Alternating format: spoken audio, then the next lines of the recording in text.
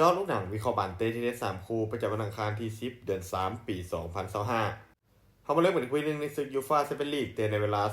00:45ของคืนนี้การพบกันระหว่างกาลาตาสารายทีมจากตุรกีจะเปิดบ้านต้อนรับการมาเยือนของหงส์แดงลิเวอร์พูลกาลาตาสารายเจ้าบ้านฟอร์มในช่วงหลังถือว่าเริ่มกลับมาดีด้วยการชนะ3เกมติดเกมในบ้านของพวกเขาถือว่าแข็งมักจะลิ่นในอย่างดุดันส่วนลิเวอร์พูลทีมเยือนมีฟอร์มการเล่นที่แกร่งเล็กน้อยมีแพ้ชนะสลับกัน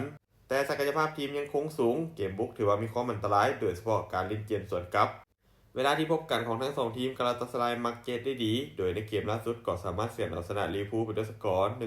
1-0เกมนี้จะบ่เป็นเกมที่ง่ายของลิเวอร์พูลแต่เบิ่งจากภาพรวมมีโอกาสค่อนข้างสูงที่พวกเขาจะเก็บชัยชนะไปได้แต่อาจจะบ่คาดการคาดการณ์สกอร์ที่น่าจะเกิดขึ้นลิเวอร์พูลจะบุกไปเสียเอาชนะกาลาตาสารายไปด้วยสกอร์1-0มาตอนคู่ที่2เตะในเวลา 3:00 ของคืนนี้การพบกันระหว่างนิวคาสเซิลยูไนเต็ดจะเปิดบ้านต้อนรับการมาเยือนของบาร์เซโลนานิวคาสเซิลพวกเขามีฟอร์มการเล่นที่อาจจะยังบ่ค่อยนิ่งชนะแพ้สลับกันเกมรับยังคงมีปัญหาเสียประตูค่อนข้างง่าย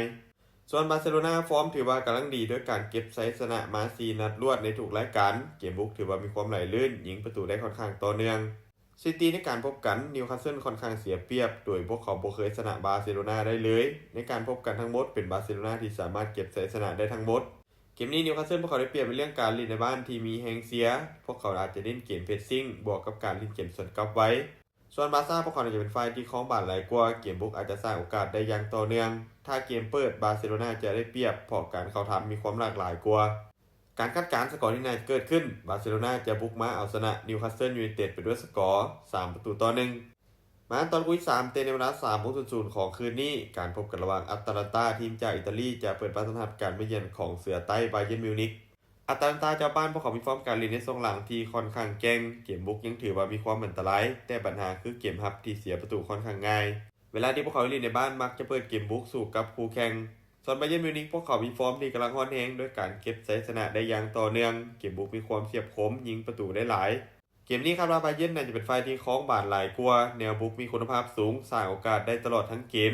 ส่วนอาตันตาถ้าหากพวกเขาเปิดเกมสู้อาจจะเสี่ยงเปิดพื้นที่ให้บาเยิร์นมิวนิกเล่นเกมสวนกลับได้เบิ่งจากภาพรวมคู่นี้ยังคงให้บาเยิร์นมิวนิกทีมเยือนดูดีกว่าอย่างชัดเจนและมีโอกาสค่อนข้างสูงที่จะเก็บชัยชนะไปได้แบบสบายๆการคาดการณ์สกอร์ที่น่าจะเกิดขึ้นบาเยิร์นมิวนิกจะบุกมาเอาชนะอัตแลนตาไปด้วยสกอร์